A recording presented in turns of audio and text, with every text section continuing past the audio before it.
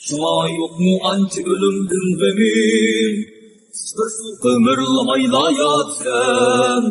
Oynanmay ölmek kim o sen çok etin. Sırsız kımırlamayla yat sen. Oynanmay ölmek kim o sen çok etin. Hop dedim de şönkötür oyduğuna at. Yakidun basini kestani nişat. Gözlük etraf toptan bakmasa. Ölsen armandı bir gün nailaz. Uygan, uygan, Uygur'um uygan. Uygan, uygan, Uygur'um uygan. Uygan, uygan, Uygur'um uygan. Uygan, uygan, Uygur'um uygan. Assalamu alaikum wa rahmatullahi wa barakatuh. Dear brothers and sisters, welcome to another special episode of Talk East Turkistan. Today I have with me Muetter Iliqud. She is a project researcher at the Uyghur Transitional Justice Database, the UTJD, based in Norway. The UTJD project is founded by the Norwegian Uyghur Committee was founded by the Uyghur Norwegian Committee in 2018. The NUC aims to hold the Chinese regime accountable for its gross human rights violations in East Turkistan and to advocate justice for the victims. Muetter has served as the head of communications for the NUC for more than 1 year. She resides in Norway and received her first bachelor's degree in political economics and a second degree in comparative politics at the University of Bergen. She has been actively involved in Uyghur human rights advocacy related projects since 2018 and has primarily worked on advocacy on a national level in Norway, cooperating with Norwegian human rights organizations, student groups, political parties, media, and the government. Muetter's recent work at the UTJD, and the reason why I wanted her on our show, was that the UTJD has included testimony collection and data gathering, as well as authoring an 80-page report on forced disappearances of Uyghurs. Based on UTJD's data collection, the annual report 2021 examines the urgent reality of East Turkestan by analyzing data from the UTJD database. I think I've spoken a lot, guys, but without further ado, I'd like to welcome Muetter to our show. Assalamu alaikum, sister. Welcome to our show. Assalamu alaikum. Alaikum assalam. Thank you for inviting me, Arslan. It's a pleasure to be here today. Yes, and thank you for the introduction. My name is Muetter Iliqud, and I work as a project researcher at the UTJD database, and also I serve as the head of communication for the Norwegian Uyghur Committee. Yeah. I think you have covered everything on the introduction.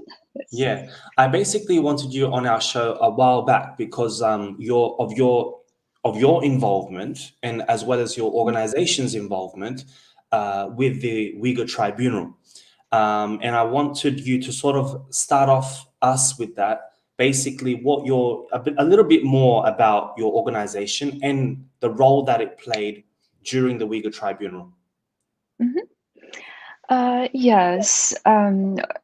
Uyghur Transitional Justice Database was launched in 2018 by the Norwegian Uyghur Committee, and the idea back then was that our committee was working with advocacy and especially human rights, Uyghur rights related advocacy, of course, and we were trying to reach out to human rights groups, political parties, and telling them about the Uyghur situation back then, that there's concentration camps going on and people being locked up. But back then, nobody actually believed in us. So this is why our team came to the idea that it is necessary to build up such a database that can be beneficial for our future advocacy campaigns, and also that the other Uyghur groups can make use of this database and our evidences.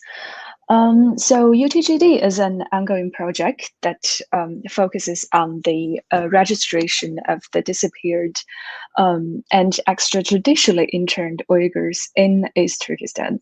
And we are building this database to document the ongoing atrocities being committed by the Chinese Communist Party towards the Uyghurs and other Turkic people since the revision of its legislation in 2016 or 17, which China says that they allowed the local government to educate and transform people influenced by extremism at so-called vocational training centers or concentration re-education camps, which is concentration camps by the extrajudicial nature. So yes, we produce a report annually based on data collected from our database. And the goal is to serve the information needs of the grieving community of organizations, United Nations, and governmental officials, and also some other concerned individuals who are devoted to seek accountability for what's going on in our homeland, East Turkistan. And according to our latest data, which I just checked this morning, actually, we have registered 5,749 testimonies of people who are whether missing, detained in camps, sentenced into prisons, or died in the camps or prisons. Also, we do also work with satellite research. Our team have documented 234 re-education camps, the geolocations of them, and 257 prisons and 87 Laogai prison farms. And about our role, what roles we played at the with the Uyghur Tribunal. Well, we worked with the Uyghur Tribunal since the launch of the tribunal last year. Actually, I think it was in September or October last year. And the UTJD has since then submitted a lot of documents to the Uyghur Tribunal on behalf of the Uyghur diaspora community around the world.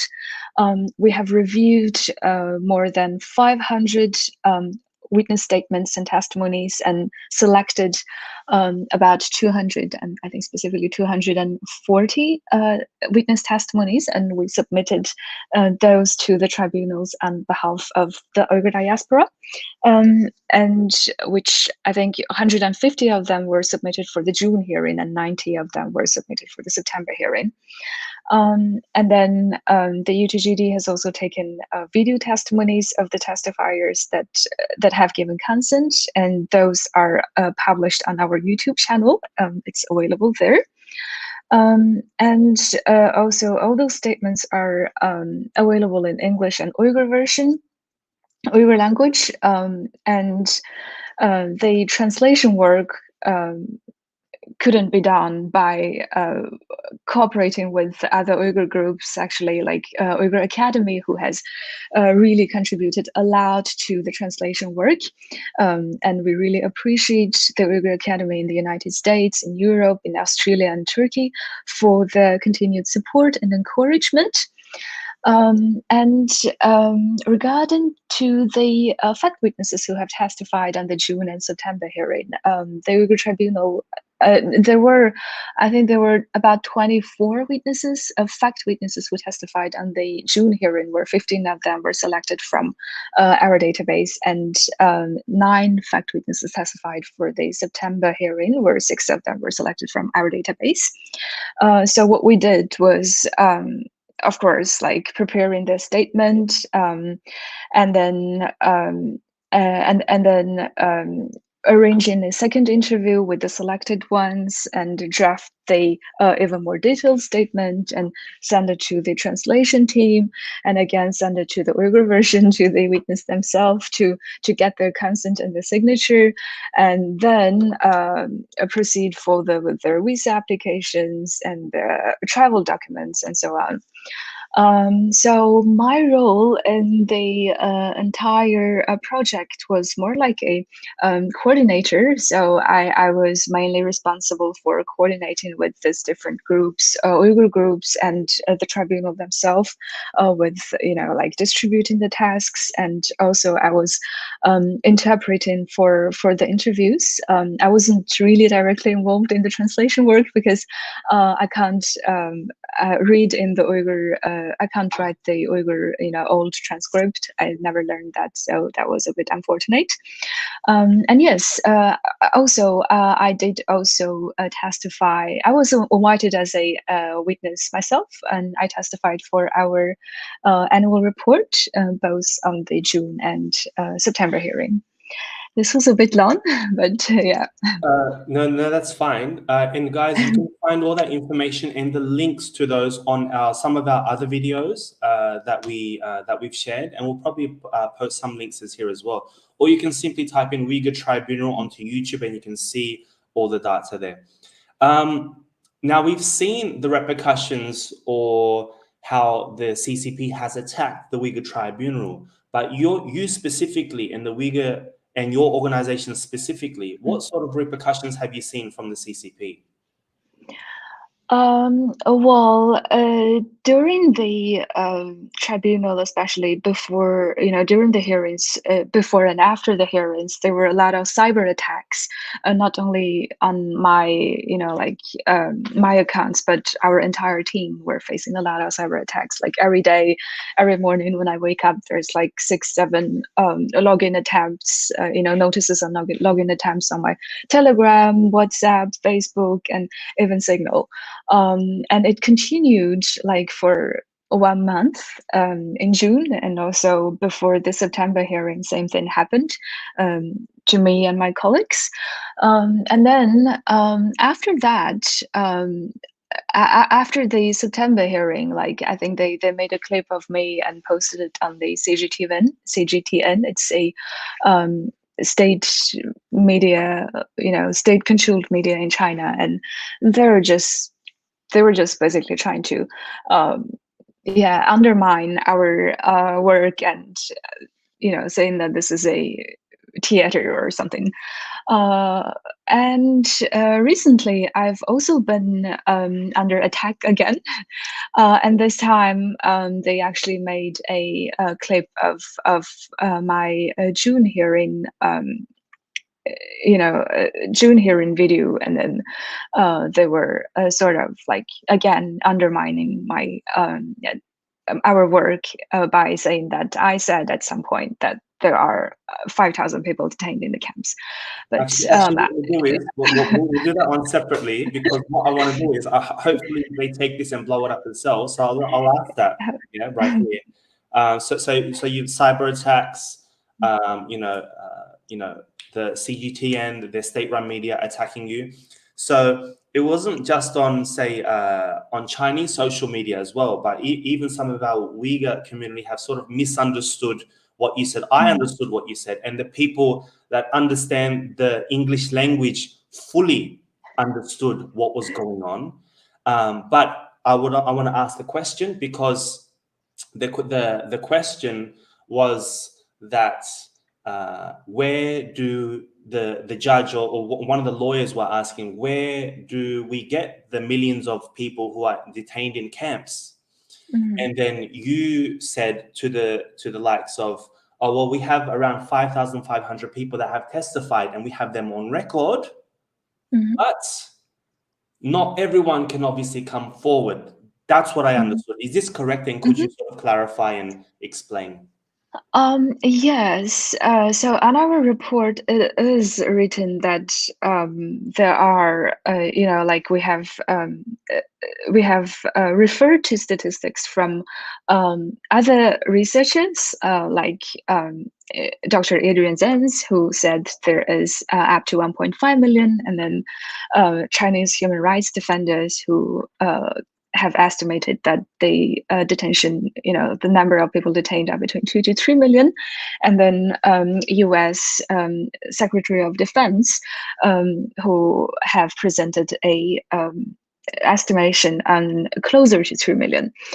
And yes, the one of the lawyers or the panel members, they did ask me a question, and that was about, well, I understood that it was about our own statistics for people detained, because, you know, I mean, I might have misunderstood her question, but at that point, you know, I wasn't testifying for Adrian Zenz, or I wasn't testifying for on behalf of U.S. Secretary of Defense. I was there to testify for the UTJD statistics. And that was 5,567 people registered on our database. And it is 5,567 because this is the amount of people who have reported the missing family members to us from the Uyghur diaspora community and also from some other sources. So this is what I said on the tribunal, and it has caused some dramas, but with my answers, I don't really see the problem with that, because I think I really made it clear that this is the statistics that we have on our database, and on the report I did refer to the different sources about where 1 million and 3 millions were taken from. I do also admit that there were some mistakes from the June hearing, and once I came back to Norway, we had an internal meeting with my team, and we were watching through the my hearing slot, and then we were making a list of some points that could be done better for the next time. So we made a total of 24 points actually, and yes, the estimations were actually just one of the 24s, and we didn't really work on this for the September hearing. We have tried to get an estimate throughout the entire summer, and my colleague, the satellite analyst, have really contributed a lot on this, and I think a huge credit has to be given to my colleague. He has done a really brilliant work. And on the September hearing, I have presented another set of statistics.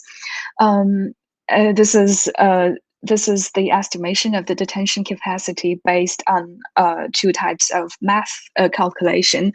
And there I said that the overall capacity of the detainees per cell for the re-education camps were between 1,680,000 to 2,016,000, and then for prisons it was between 590,000 to 674,000, and then we had different statistics for farm prisons and detention centers. So in total, the overall capacity, detention capacity, which I presented, was actually 2,963,000 to 3,481,000. And then we have also presented a map of 578 detention facilities that we have identified throughout East Turkistan. And yes, China did react to this again, and that was the clip that they released. The clip that lasted for only 1 minute and 30 seconds, and then they were trying to switch the narrative, and and then it was on Twitter and Facebook and everywhere. But I think for us, the reaction that they came up, that they made, it just increases the credibility of our findings. And now I think we should be more confident on our research. It seems like, it seems like we did an important work.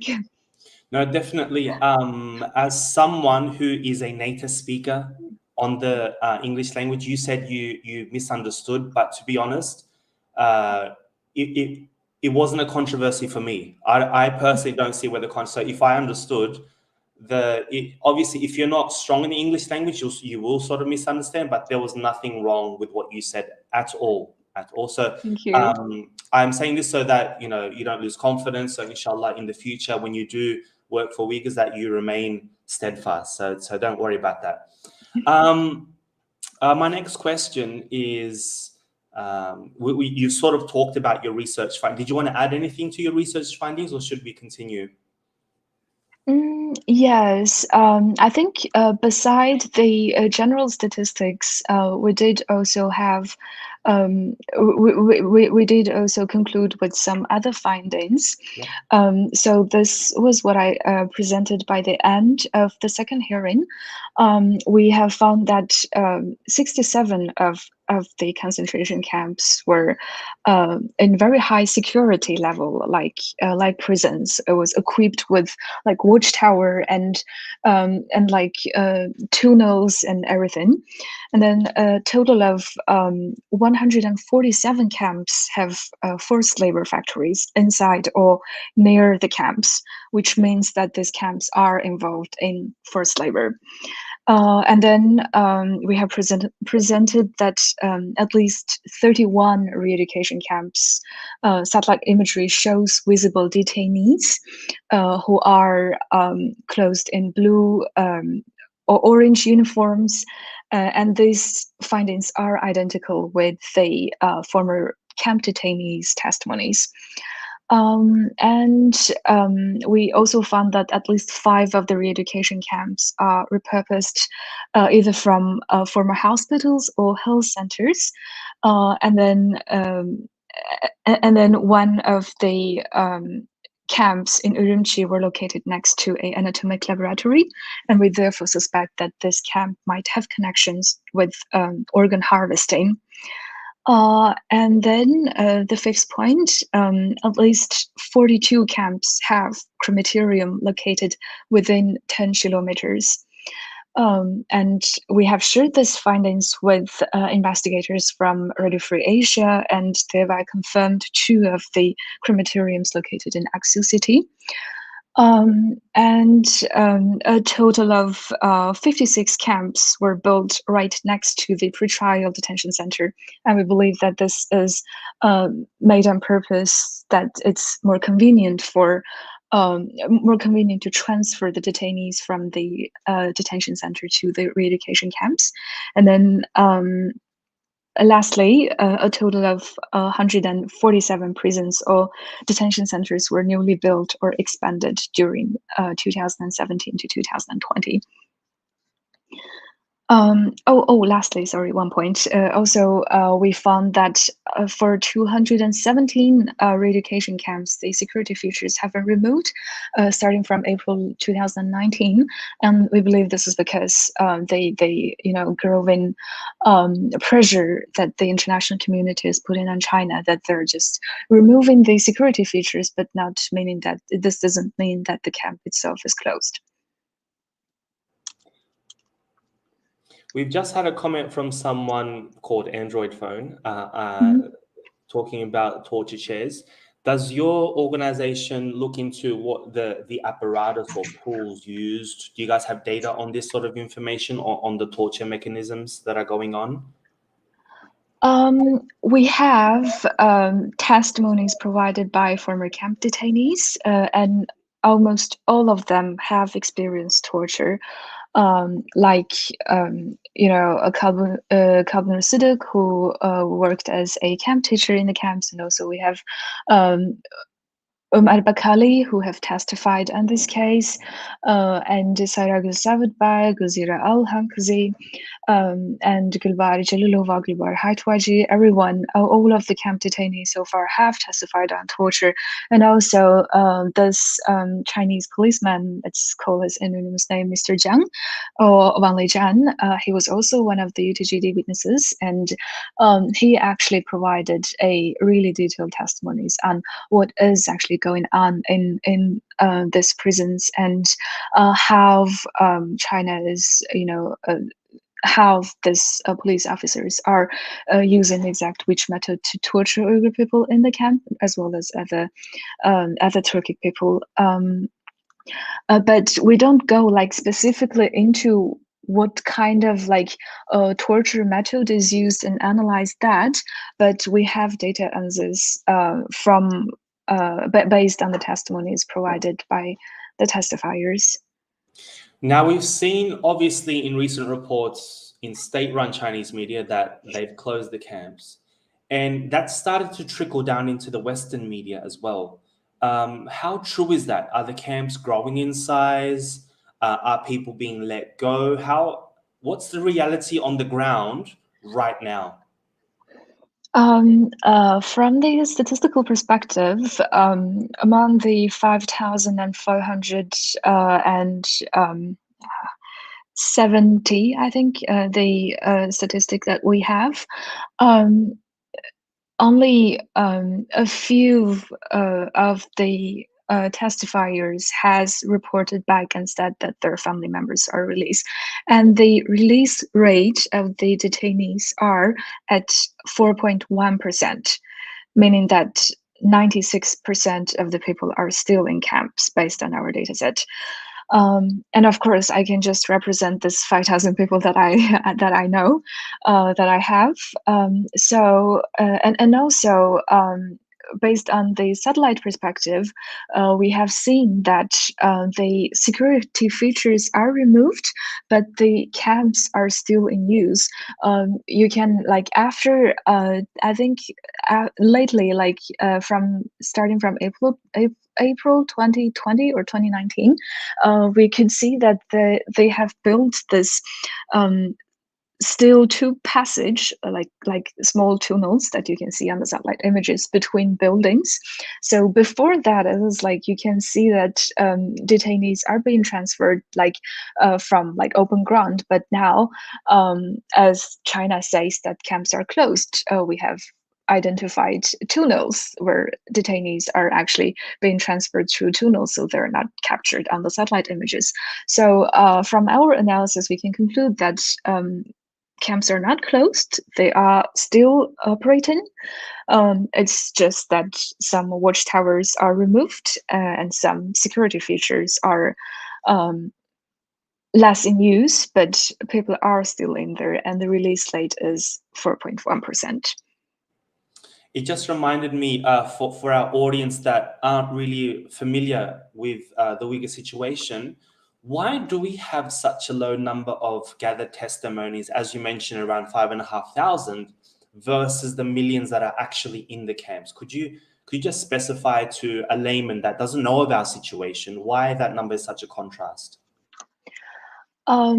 First of all, the numbers that we collect, the testimonies that we have, it's based on the detainees' family members abroad, and as you also know, there are not too many Uyghurs abroad due to the heavy travel restrictions. Uyghurs are not allowed to hold a passport.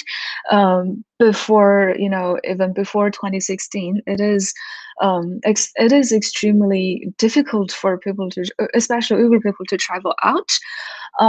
And right now, like, the travel restrictions are even applied. In East Turkistan itself, it's even difficult to travel from city to city.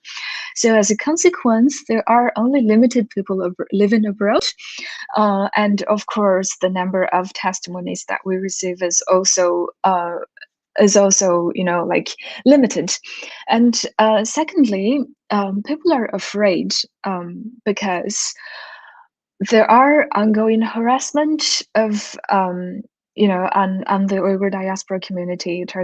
They are targeted by the Chinese regime. Like, I think last year or the year before, there was a report that was issued by the Ministry of Education in Norway. It was about the harassment and monitoring of the Uyghur diaspora community abroad, and Uyghurs were one of these groups. And it says that Uyghurs in Norway and also some Scandinavian countries, like some security police, Chinese security police, have been reaching out to Uyghur communities around the world and forcing them to deliver their personal information, like their pictures of passports, their all kind of information. And then some of them are also forced to spy on the rest of the Uyghur community, gathering information and sending it back home. And in this case, it's like their family members in East Turkestan are sort of like kidnapped or in the camps, and like there's a lot of this kind of stories going on. So uh, so based on this, we can see that people are afraid of talking about the situation in East Turkestan. Some people does, but some Uyghurs, they are afraid that this will cause even more troubles for their family members back home. So I believe this is the two main reasons for why the statistics are low, much lower than 1 million or 3 million, because there are like some, something else going on. Yeah. Okay, just want to remind everyone that you can post your questions, and I'll take your questions on after a few more questions. We're gonna end the sort of show in the last few questions now. So we've got the verdict of the Uyghur Tribunal coming up very soon, I believe in December. My question is, what do you hope would come from this verdict? Is it going to play a significant role if it were to come out that they judge that there is a genocide going on based on the evidences provided? And what's next? What are you guys working on at your organization in the say for next year, towards the end of the year next year? Yes, of course, I hope the final verdict will document that there is a genocide going on in East Turkestan towards the Uyghur people and other Turkic people. And of course, we don't know this until December. And the verdict of the Uyghur Tribunal, it doesn't have any, power of sanction. It can't sanction China or Chinese officials directly, but it has a moral effect. So far, several countries have passed and recognized the situation in East Turkestan as a genocide, and some other countries are still considering it. And I believe with such a verdict, which comes with a detailed description of the atrocities being committed by the Chinese regime, we can use this, or not only we, but the entire Uyghur rights groups can use this as a proof, and go to their MPs, go to their government, and show the world that this is what Uyghur people are facing today, and some actions has to be taken. And for your next question, the second question, our plan for the next year, I think, we will of course continue with our work. We will try to gather as much as testimonies as possible, and detailedly analyze the camps that we have identified, and we will we're also working on some other documents and other reports. There will be more and more reports coming in the future, and yeah, I can't go too detailed in this, actually. I'm sorry. Yeah. That's fine. We just got a question saying, I don't know if you guys report on this. We've reported on our channel talking about how safe Uyghurs are in certain countries, especially in the Middle East, in Central Asia, and especially now reports coming out of obviously Egypt and Turkey. Have you guys gathered any information on this? No. Well, Turkey has signed this extradition treaty last year. This President Erdogan did, and we don't have data of people who have been reported back from Turkey right now. I can't represent my organization for this, but I have heard that there are people who are already deported from Turkey to some Central Asian countries, and from there back to China. But this isn't a file that we work on so far, but this is an ongoing project, and we will of course expand our research area, and I hope this will be a file that we will cover in the future. Okay. Thank you so much for giving your your time. I know you guys are very busy working for the Uyghur community and helping our brothers and sisters in our homeland. Is there anything else that you wanted to add that I forgot to ask that you would like to add now, and then we can end our show? Yeah, thank you for inviting me here. Uyghur people are really facing the most horrible and horrific violations in the last few years, and activists around the world, you and me and everyone else, are trying their best to stop this. And I believe one day we will stop what's going on and we will have our land back. Thank you. Okay, guys, for more information, obviously you can see where you can follow Muetter herself. The work and the work that her organization does can be found at UTJD.org. Make sure you follow up for the latest. We get a lot of messages saying, what's going on the ground, what's happening? Well, you can get that statistical information right there. So until next time, thank you so much. I want to say assalamu alaikum to you. Don't go away, because I want to thank you after the show as well. We're just going to do a little closing. And until next time, everybody, make sure you like, share, subscribe, get that information out there to your communities. And until next time, may peace be upon you all. Assalamu alaikum wa rahmatullahi wa barakatuh. Ümit üzme aziz halkım, ümit üzme ey ana yurt. Biz atlandık bu küreşke, uyutaştek uyuşup. Allah verse bu nusretni,